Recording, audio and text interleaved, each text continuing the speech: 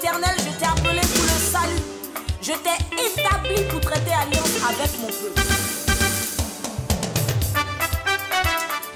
Voici, voici mon serviteur que je soutiens. Voici mon messager que je soutiens. Voici, voici mon élu en qui mon âme prend plaisir. Voici mon messager.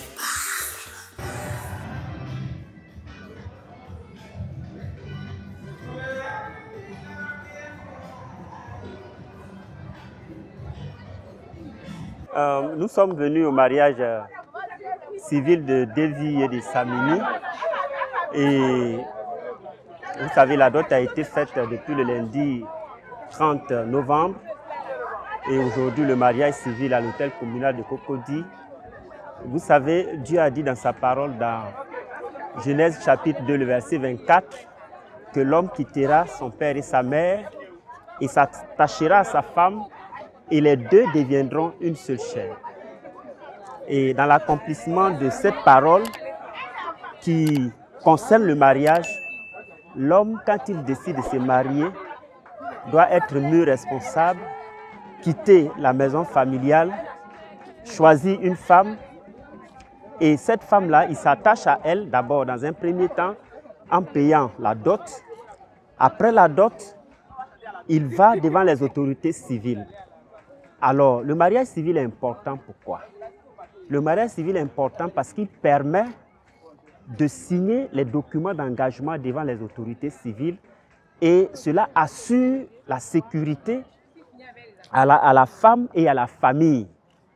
Et quand le mariage civil n'est pas fait, ça veut dire que les deux enfants de Dieu qui se marient se sont dérobés de la loi qui régit la circonscription dans laquelle ils se trouvent. Or, Dieu nous demande de nous soumettre aux autorités qui dirigent les circonscriptions ou les villes ou les nations dans lesquelles nous nous trouvons.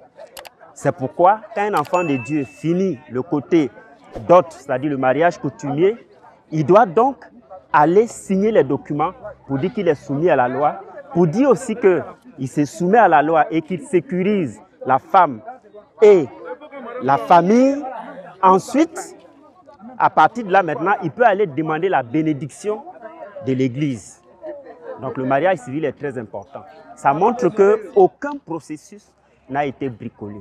Certains chrétiens s'arrêtent à la dot. Pour eux, c'est ce que Dieu demande, c'est ce que Dieu approuve.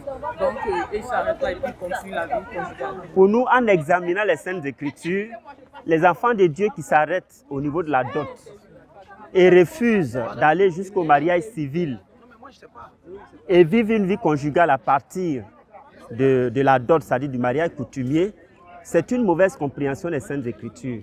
C'est vrai, la dot a été recommandée par Dieu, mais la soumission aux autorités a été aussi recommandée par Dieu. Donc quand tu finis la dot, il est recommandé d'aller te soumettre aux autorités, à la loi des autorités dans la circonscription dans laquelle tu vis.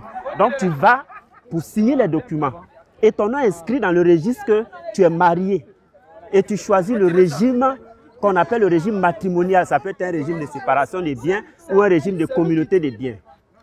Donc, il n'est pas avantageux ou il n'est pas très spirituel pour un enfant de Dieu de dire que moi j'ai fini la dot, c'est fini, les autorités civiles et leurs lois ne m'intéressent pas. C'est même une désobéissance. C'est une désobéissance. Que Dieu vous bénisse.